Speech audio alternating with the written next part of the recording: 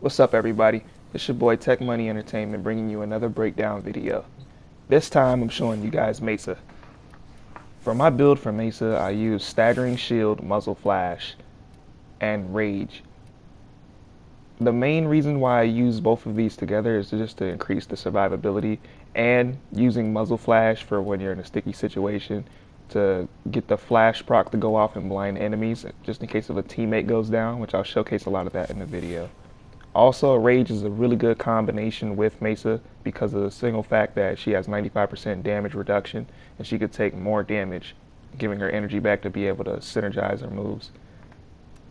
Also, one thing that people might not have noticed is that Shooting Gallery does enhance her damage and the team's damage depending on who it's revolving around by 32.5% with one intensify on. So if you see Shooting Gallery around you, that's when you want to start getting your damage off because you have a little bit of an extra buff. Also, it's your choice. You can take off either one of their augment mods to fit on a stretch just to have more range. It doesn't hurt. Alright, now at this point of the game, some of the enemies are pretty much level 100 to 109. And the main thing you want to do at this point with Mesa is just use your Shooting Gallery first, and depending on how much duration you have on it, since I only have 45% duration, each teammate gets at least around 11 seconds of Shooting Gallery. I use Shooting Gallery right here just to ensure the fact that I can get my teammate up when he goes down, which is really the best way to use it. One of the plus sides to Shooting Gallery is that even if a teammate does go down, it still revolves around them, which is a good reason why I like using Muzzle Flash, because if Shooting Gallery is around them and you don't have that much range on the Shooting Gallery to try to make up for other mods that you want to put on the build, the Muzzle Flash will go off and that could give you a little bit of extra time to get your teammates up as well. Also, when Shooting Gallery goes away from just Mesa, you want to rely on the Staggering Shield. As soon as you put the Staggering Shield on, that's going to give you enough time to survive until you get another Shooting Gallery, and then you can just keep on synergizing those moves. Also, her Ballistic Battery is really good combined with Shooting Gallery just because of the extra 32.5% damage that you get, stacked on top of the 91% damage that you get from Ballistic Battery, depending on how much the stack is, if you stack it up to 100 damage or not. Right here, this showcases the Arcane Avenger mixed with Shooting Gallery and Ballistic Battery, just doing a lot of damage.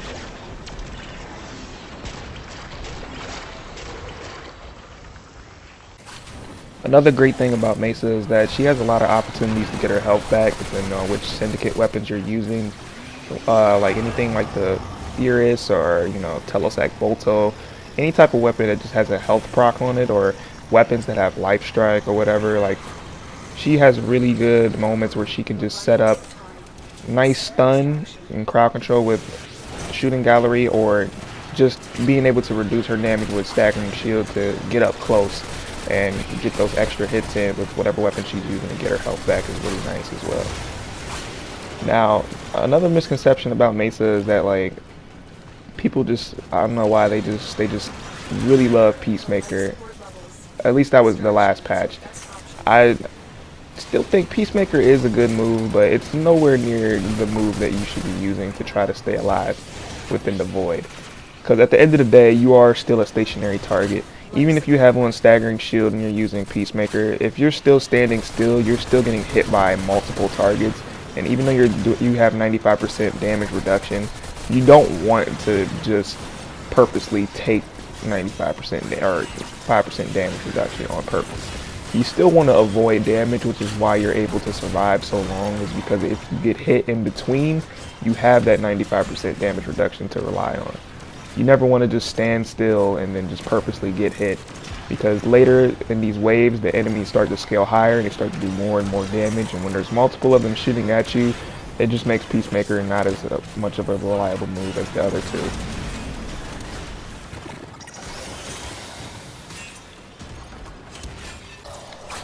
Now, when it comes to fighting sentients, I've noticed that the Shooting Gallery doesn't really affect them, or at least it didn't seem like it during this whole run. So you can still use Shooting Gallery just to control the enemies around them and just keep them locked down while you're worried about the sentients. The best abilities that you can use to help you out is Ballistic Battery and Staggering Shield.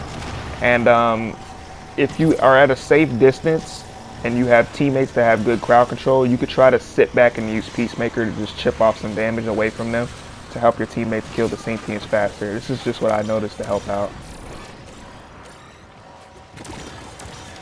Also, another quick tidbit is that Mesa does have a passive, and it's if you don't bring a melee weapon, she gets an extra 50 max health.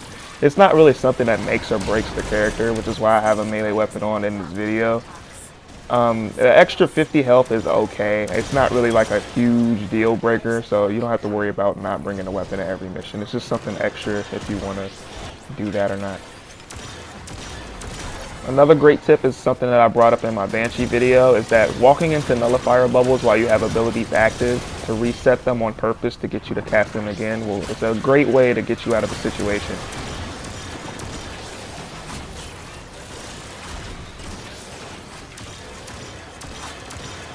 I've delivered another life support capsule.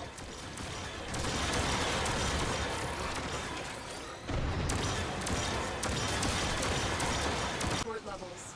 Extraction is your best option.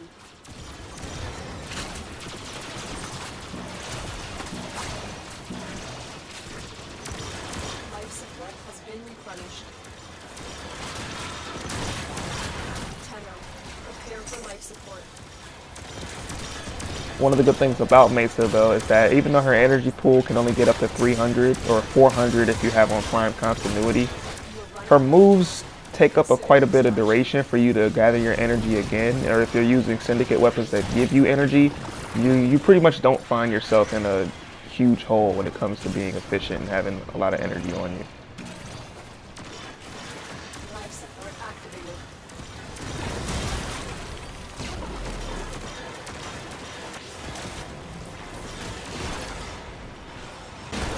Now in this clip here, one of my teammates does end up going down, but since the fact that I already have shooting gallery on, mixed with the fact that I'm using muzzle flash, just stops the whole crowd from paying attention to me, which is going to give me enough time to pick him up, which is just another reason why I love using that augment mod.